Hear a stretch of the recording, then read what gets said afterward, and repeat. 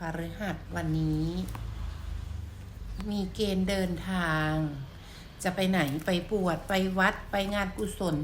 ไปทำบุญเข้าวัดสวดมนต์นะคะ วันนี้อยู่กับการเดินทางนะ การงานนะคะถือว่านะคะถ้าใครเริ่มต้นงานใหม่วันนี้จะได้เจ้านายดีนะคะได้เพื่อนร่วมงานดีนะคะสำหรับในเรื่องของงานถ้าใครเบื่องานอย่าเพิ่งเบื่อนะคะมีคนสนับสนุนคุณอยู่หรือว่างานคุณเนี่ยต้องขยันมากกว่านี้นะช่วงนี้วันพฤหัสเป็นคนค่อนข้างขี้เกียจหน่อยไหมวันนี้นะคะแต่ถ้าใครคิดจะเดินทางไปปฏิบัติธรรมไปงานบุญงานบวชวันนี้ถือว่าดีค่ะนะการเงินมีคนช่วยเหลือมีคนสนับสนุนหรือไปกู้ไปยืมใครวันนี้เขาก็ช่วยเหลือนะคะหรือว่าจะมีคนมาขอความช่วยเหลือคุณเรื่องเงินนะคะอาจจะเป็นพลังงานกลับกันก็ได้แต่ถามว่าการเงินวันนี้ก็ถือว่ายังผ่านนะคะสำหรับในเรื่องของความรักความสัมพันธ์อยู่กันด้วยความเข้าอกเข้าใจอยู่กันด้วยความเมตตามั่นคง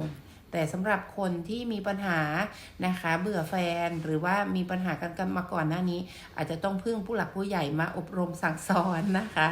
แต่สำหรับคู่ไหนที่โสดโทษทีสำหรับคนโสดนะคะวันนี้จะได้พบรัก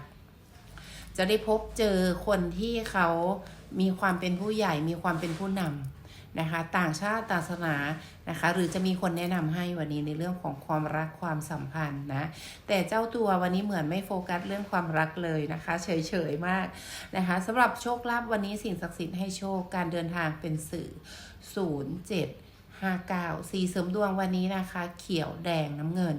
นะคะทำบุญด้วยการเข้าวัดสวดมนต์หรือทำบุญกับเลี้ยงสัตว์น้อยหรือแม้กระทั่งสัตว์ใหญ่นะคะสุขภาพผมร่วงผมบางปวดคอบ่าไหล่นะคะ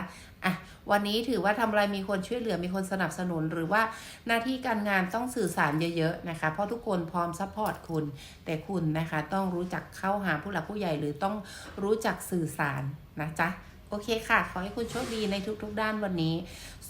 0759โชคลาภมีบ้างเล็กๆน้อยๆนะ